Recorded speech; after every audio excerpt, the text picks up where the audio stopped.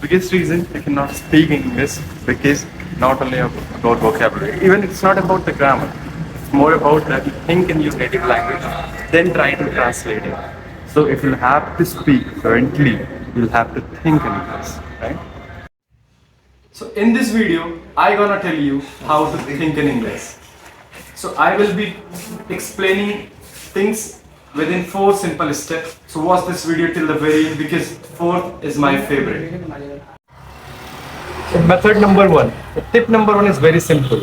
You'll have to speak everything around you in English. Let's suppose the chair, car, table, fan, light.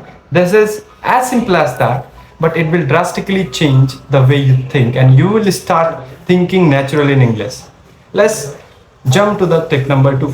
That is nothing but talk to yourself, as I usually do this. So what you'll have to do, once you've been somewhere, you are being alone, try to talk to yourself as much as possible as you can, because you'd never get any person to talk to. So you can take a topic, you can explain the thing you are doing, you can talk about your routine or how do you think, you can also talk about that. So this is very important to talk to yourself in order to think in English. And let's talk about method number 3. That is nothing but making small sentences. In order to talk or in order to frame the sentences, we started thinking that there is no other way to think in this language. But let me tell you, the very fundamental and the small step we take that really builds a big thing. So what do you need to do? You'll have to just start with simple sentences. Like you can talk that I'm going here, I'm going there, I wanted to sit here. So start with the small thing because that will drastically change the way you just make big sentences. So once you do the small things, you've been comfortable for so many times, now you'll be eventually making big sentences. Now, one of the most favorite of mine, what I really do at every day, and I recommend you to do this for sure at every day without fail, that is nothing but daily 4 to 5 minutes of practice.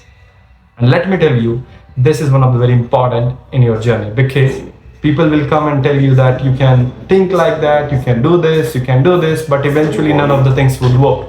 What will work is the practice. So every day you'll have to sit 4 to 5 minutes, dedicate your time and start doing the practice. There is no other alternative of doing the practice at daily regular basis. So in summary, we talked about 4 major methods. The first I talked about name every single thing around you in English.